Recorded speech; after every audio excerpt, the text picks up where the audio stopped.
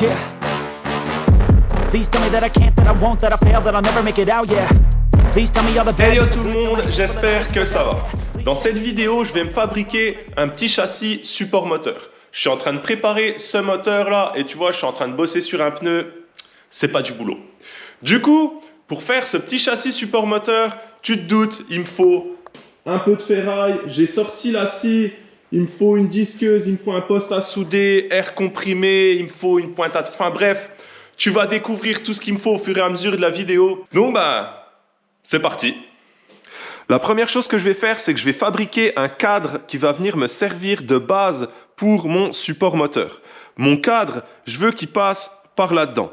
Parce que je vais me fixer de ce côté-ci du moteur. Du côté là, sur la latérale là, je vais me fixer par là-dedans.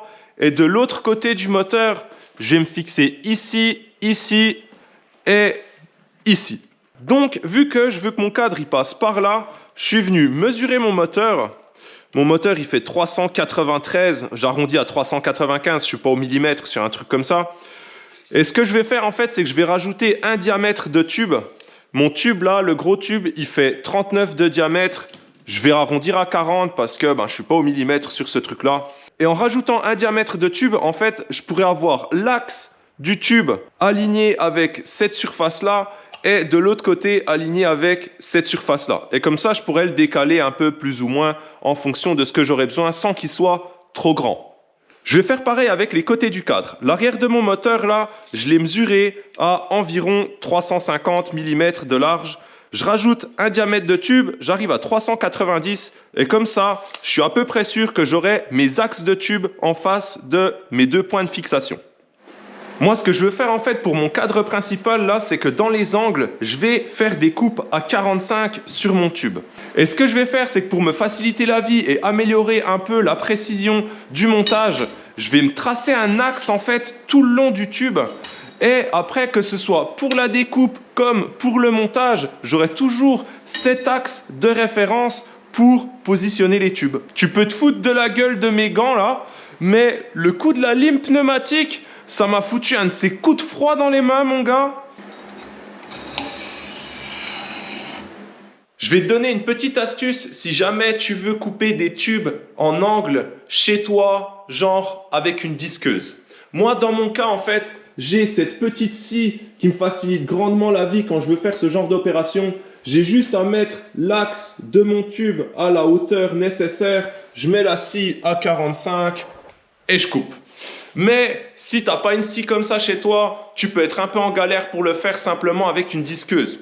Et en fait, avec une disqueuse, ce qu'il te faut, c'est toujours pareil. Là, ce que je vais t'expliquer, c'est ma technique. Ça marche pour moi, ça marchera peut-être pas pour toi. Il y a plein de façons de le faire. Tu fais comme tu veux. Mais je t'explique quand même comment moi je fais si jamais ça peut peut-être aider quelqu'un. Quand tu fais une découpe à la disqueuse, tu n'as pas besoin que d'un seul axe. Il te faudrait l'axe opposé à celui-là pour avoir une découpe relativement précise.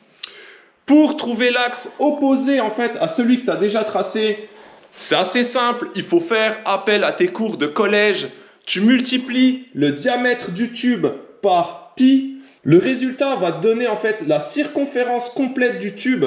Tu divises le résultat par 2 et tu auras la distance qu'il y a entre tes deux axes. Et donc tu n'auras plus qu'à reporter cette distance-là en fait entre ton premier axe que tu auras déjà tracé et l'axe que tu veux tracer. Tu n'auras plus qu'à prendre ton mètre, mettre la cote sur ton tube, tracer ton axe de l'autre côté et tu auras tes deux axes opposés. Et après, pour faire ta coupe à 45, tu n'auras plus qu'à mettre tes cotes d'un côté et de l'autre. Dans le cas là, par exemple, c'est un tube de 40.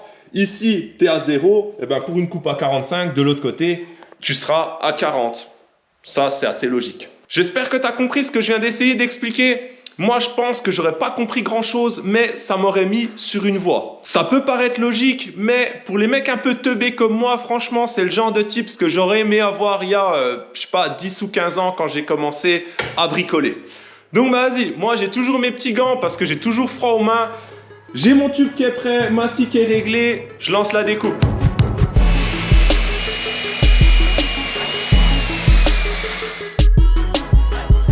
J'ai fini de découper mes tubes, je vais dégraisser les zones de soudure, nettoyer, ajuster, je vais monter ça sur la table propre d'équerre, je pointe et je te montre à quoi ça ressemble.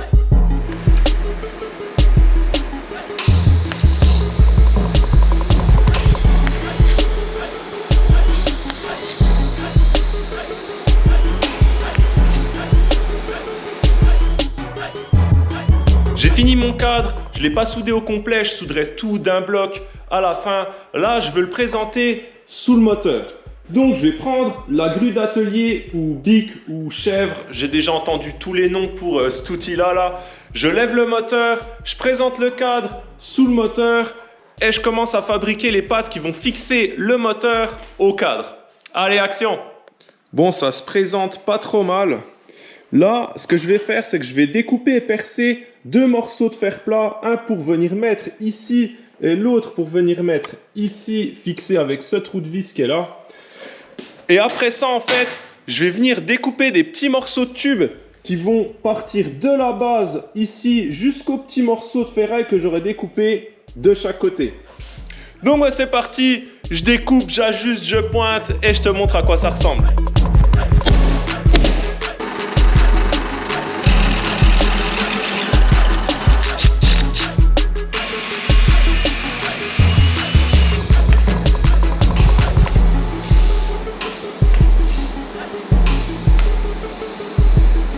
J'ai fini de pointer mes 2 petits supports arrière. Pour le moment, ça ressemble à ça. Il faudra sûrement fignoler un peu les formes sur toutes ces petites pattes-là. Mais pour le moment, je suis plutôt satisfait. Ça se présente plutôt bien. Je vais passer au support avant. Les supports avant, au début, je pensais utiliser genre ce triangle des Bermudes là. Et tout compte fait, je me dis que je vais utiliser uniquement ces 2 vis-là. Et pareil de l'autre côté. Au début, je pensais utiliser ces 2 trous de vis là et je me dis qu'au final, si j'utilise ces 2 là, ben c'est pas plus mal, ça me facilite un peu la tâche. Donc ben c'est parti, je fais des platines, je coupe des tubes, enfin bref, t'as compris, je découpe, j'ajuste, je pointe et je te montre à quoi ça ressemble.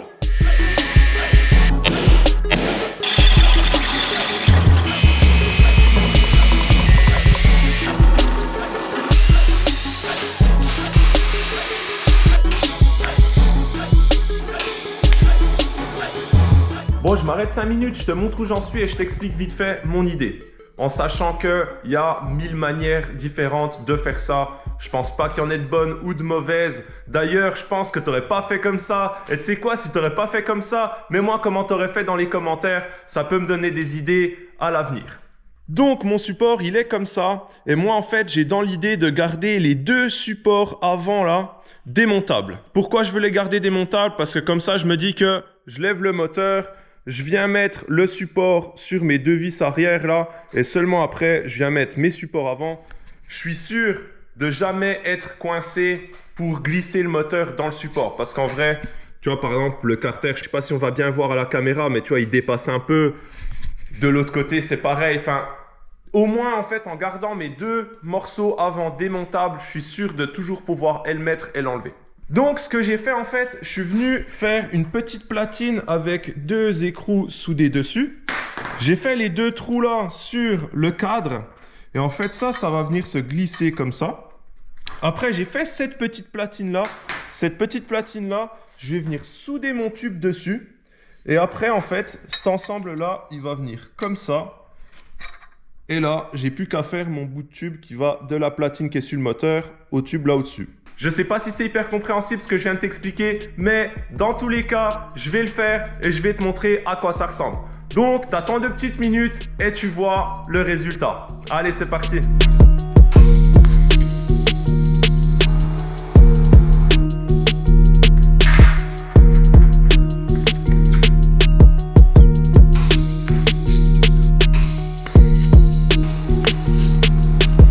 J'ai fini mon premier support latéral. Il ressemble à ça. Et puis, comme des images valent mieux qu'un long discours, comme on dit. Bim.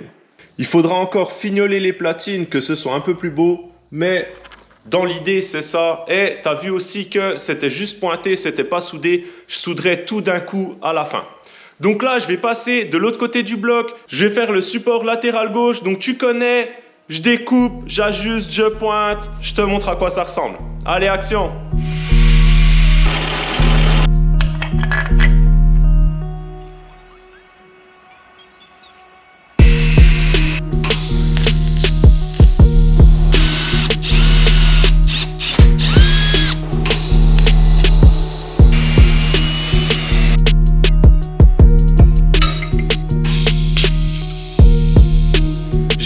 de couper, ajuster, pointer mon support latéral droit. Il ressemble à ça. Et il vient se mettre là-dedans. Enfin, t'as compris le principe de toute façon. Donc, je peux passer à l'étape que je préfère. Je peux passer à la soudure. Allez, action!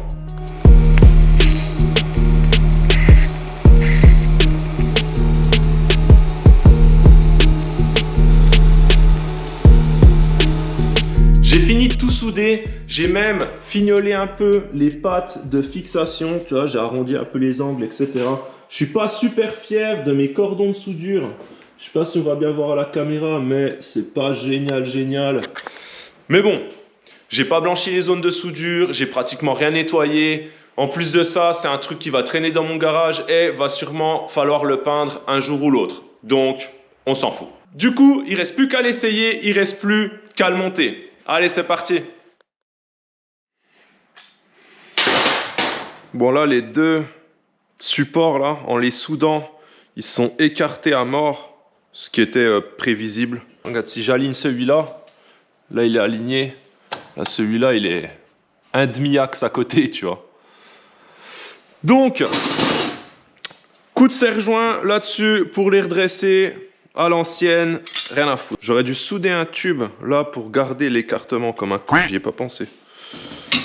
Et maintenant, je suis en train de galérer comme un connard.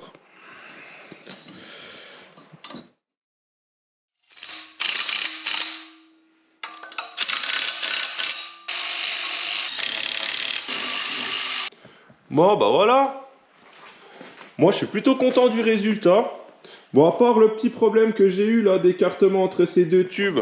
Problème qui était prévisible, j'ai pas eu spécialement de soucis. Si jamais tu fais le même genre de truc, pense à mettre un bout de tube entre tes deux tubes là, pour garder l'écartement. Du coup, c'est la fin de cette petite vidéo. Merci d'avoir regardé. J'espère que ça t'a plu. Si tu as une quelconque question ou une quelconque remarque, tu me mets ça dans les commentaires. T'oublie pas de me mettre comment toi t'aurais fait dans les commentaires. Tu t'abonnes si ça te plaît, tu partages, tu likes, enfin bref, tu connais le YouTube Game. Moi, j'ai plus qu'à te dire à la prochaine, mon gars.